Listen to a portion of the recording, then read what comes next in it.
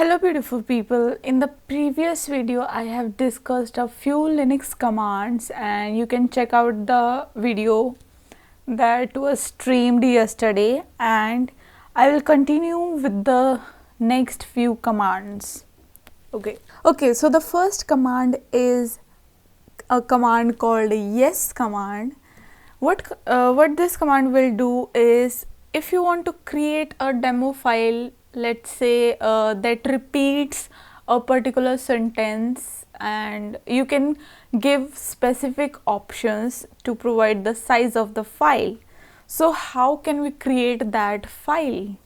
Okay, so we will use yes and then the sentence we want to include in that file. Let's say this is my demo file. I want that this file will include this sentence called "this is my demo file." Okay, and I want to give the size of the file is 100 KB. That means it will repeat this sentence until the size of the file is 100 KB. Okay, the file is created, but where the output will be stored? So we will use this. This is the standard input. That means take the standard input from this command and give it to this file, test.txt. Okay, so the file is created, and how to check it? We will use ls command, and there it is. And if I want to check the size of the file, I will use ls-l command. Okay, and here it is. Okay, so you can also check it in the human readable form, and this file is 98 KB. Okay, it's approximately 100 KB, so it's fine. Okay. Okay, so this was the first command, and this is very useful in some cases, like if you want to create a demo file to, let's say, give a demo to some file commands that are already there, like if you want to concatenate some files, if you want to copy that file, if you want to move that file. In these cases, this is very helpful. Okay, so the next command is if you want to know the IP address of your system. So there is a command called Ifconfig, and it will display some output, but how to know that what is your IP address? Okay, so this is your local IP, okay, and it is local host, and it will be displayed as 127.0.0.1. okay, and this is IP address 4, and this is IP address 6. But for the Ethernet or the Wi-Fi or any connection you are using right now will always start with E. Okay, either it can be ENP0S3 or it can be ETH0, but it will always start with E.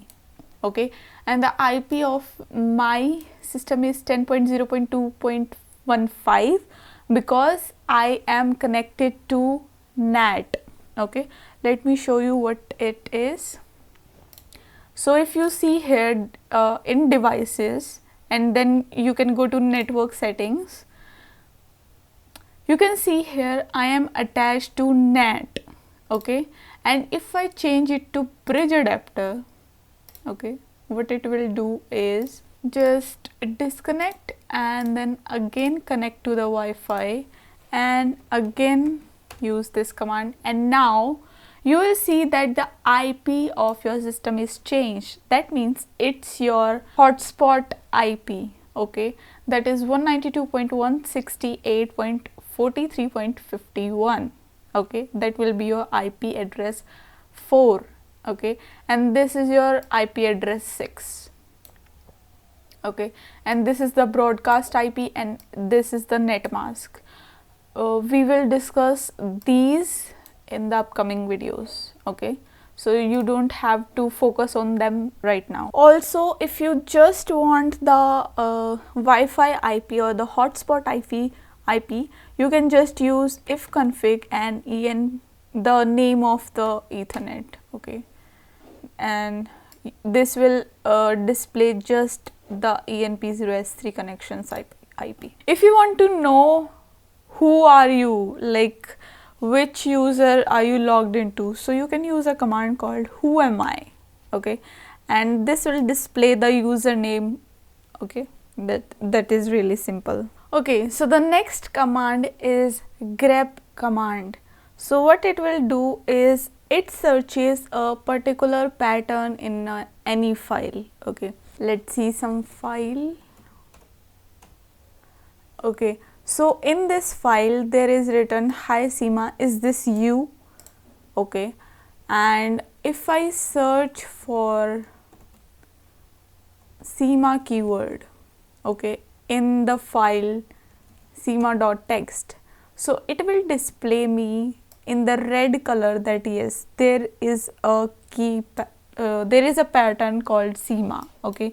So if I want to search anything else like grep is in seema.txt, okay, so there are two patterns for is, okay, and if I search for just is, yeah, it will display me the same output, okay. So yeah, that's about the grep command. So there is a command called ps which will display all the processes that are running right now, okay.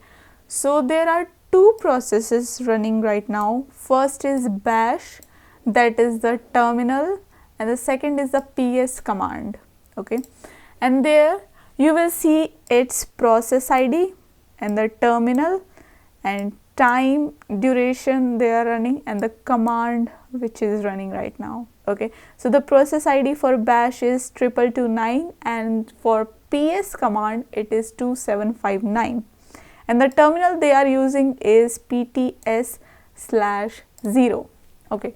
So you can check your terminal name with this command /dev/pts/0, which is the same terminal used by these commands, okay. If you want to see all the processes that are running in the background, you can use ps-aux command, AUX, and there you go, there are many processes running in the background, okay. And it will display the percentage of CPU they are using, percentage of memory they are using, and the terminal and the stats and start time, everything will be displayed, okay. Okay, there is a command called netstat which will display the network status. So this command shows network ports in use and their incoming connections, okay.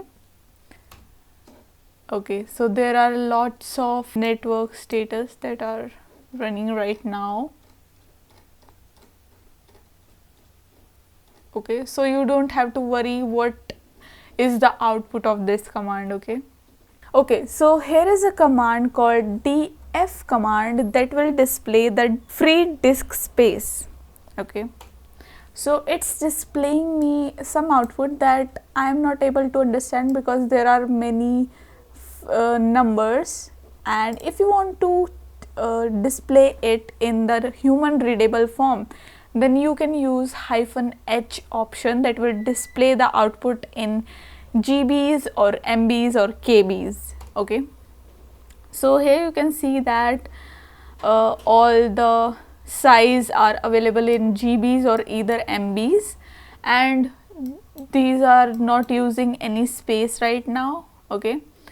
And if you notice here that this is using the most space, that is 99 GB, and if you remember, we have assigned this virtual machine 100 GB of space, okay, and it is using 7 GB of space and 91 GB is available.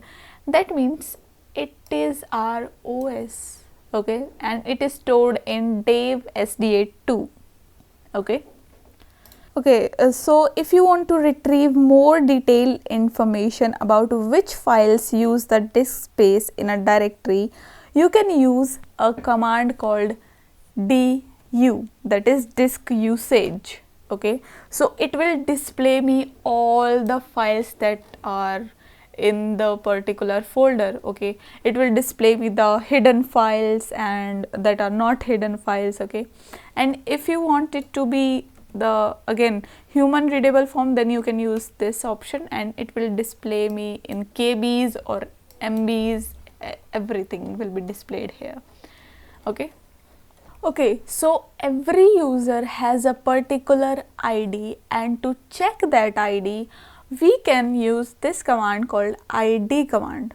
Okay, and it will display me the user ID, that is uid, and that is 1000, and the name of the user is Seema, and the second one it will display is group ID. It is not in any group right now, so it is just 1000, and groups it is associated with is just Seema because it's not in any group. Okay, and the next things you don't need to worry about that. Okay, these are not part of this video. Okay, right now if you notice that there is a dollar symbol here right now. Okay, so dollar will mean that it is a normal user, and there are two types of user in Linux. First is the root user and the second one is just normal user that I am in right now, that is Seema. Okay, so if I want to be the root user, what can I do is use this command. Okay, and this command will enable me to run any command. Okay, root user has no foundations. Okay, so he can run any command, but in the production, in the companies, it is not advisable that you use the root user. Okay, so it will always be the normal user. Okay, but you can practice that, but it is not advisable. Okay. Okay, so I didn't use anything, so it is just displaying me the options I can use with sudo command. Okay, so there is a security module in Linux that is the SE Linux, and which is enforced on an application host managed by an enterprise. SE Linux provides least privileged access to processes running on the host, preventing potentially malicious processes from accessing important files on the system. It's just a security module, and you can check its status whether it is on or not with this command called se status, and it will display us that yes, it is enabled. And never ever turn off SE Linux. Okay, also never stop the firewall.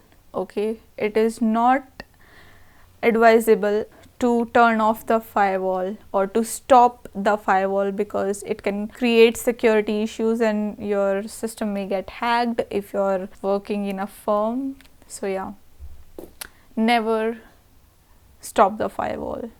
Okay. Okay, if you want to display the calendar, we have a command called cal, and it will display the calendar of this month. And there is a command which listens to you. Okay, it feels you, it can understand you. Okay, and the command is echo command. Whatever you will write here, it will display the same thing. Okay, hi, I am Seema. Okay, so it just displays the output. Okay. Okay, so if you notice here, there is a thing written over here that is localhost. So what it is? Okay, So there is a command called host name, and if you see that this is our host name, and you can change your host name with a command called host name ctl set hyphen host name and the name of your host. Okay, and let's say I want it to be bashwoman. So yeah, it is not changed because this command, what it does is, if you close this terminal and open it again, it will show us the changes, but I don't want to do that. So for that, without closing the terminal, what can I do is execute bash. That means execute the terminal, that is bash terminal, again. So it will change the output. Okay. So if you wish to change the password of the system or the user, you can use this command called passwd and the username for which you want to change the password. Okay, we can't do that. Why? Because only root can specify a username. So now which command will be used is the sudo command. Okay, and the command and the username. Okay, so let's understand what it is displaying here. Okay, we trust you have received the usual lecture from the local system administrator, and it usually boils down to these three things. Okay, respect the privacy of others, think before you type, with great power comes great responsibility. Okay, so it's a really a big deal to be a root user. Okay, so you have to take care that you use the root user with, you must be responsible. Okay, if you break anything in the company, then you will be responsible, but root user is not usually given to anyone. Okay. Okay, so I am changing the password and it is asking me for the new password. So I'll just give it, and it will display me bad password because it's just of 4 letters, but that's okay.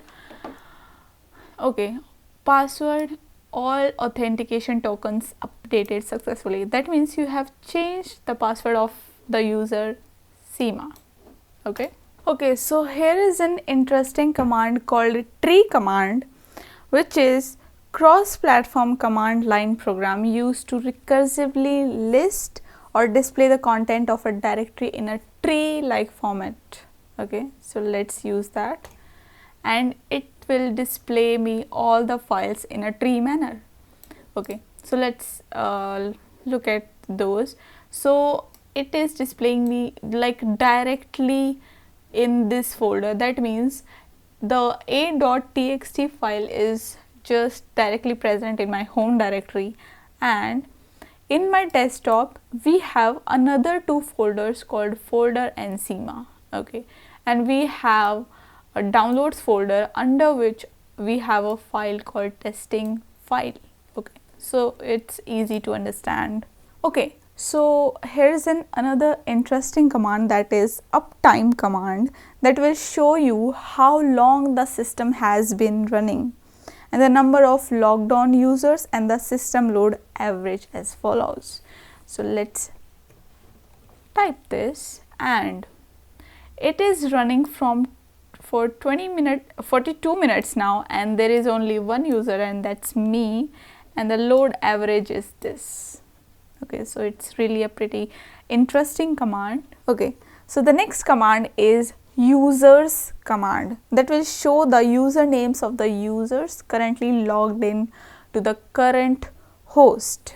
Okay, so it will just display me the one user because it has already just one user. And if you want to create another user, so we have a command called user add, and just name the user. Okay, let's suppose testing user.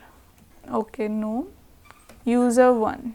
Okay, again you are not a root user, so you can't do this option and you have to use sudo.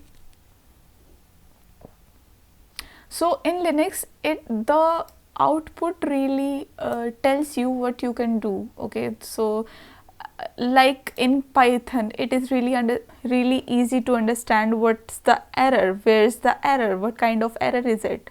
Okay, and same thing is in Linux. Okay, here is the next command, that is what is command, which searches and shows a short or one line manual page descriptions.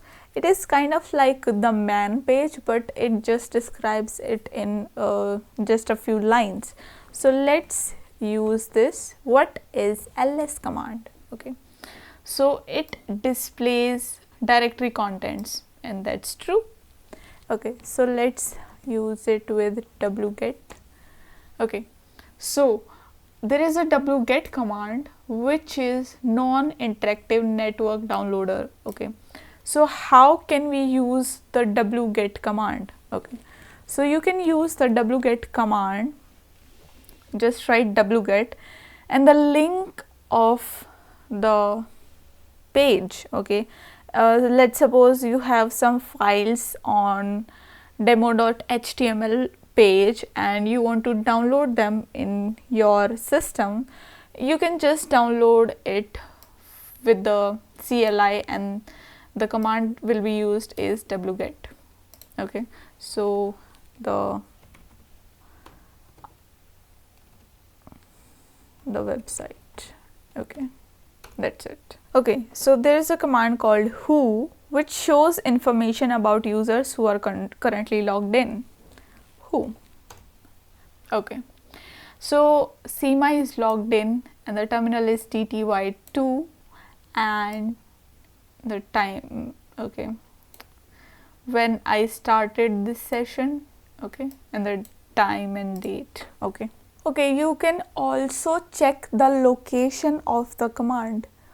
I have already told you that every command is a program and the program must be stored somewhere in our system.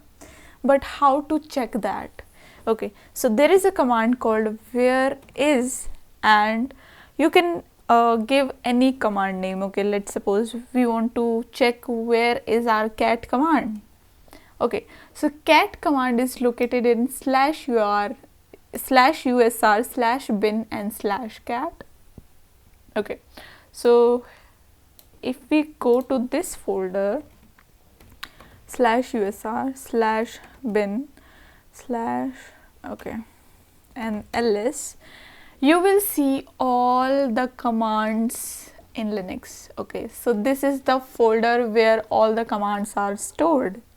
Okay, so that's a new thing, I guess, if you don't know already. So pwd, and this is the folder where all the commands of your system is stored.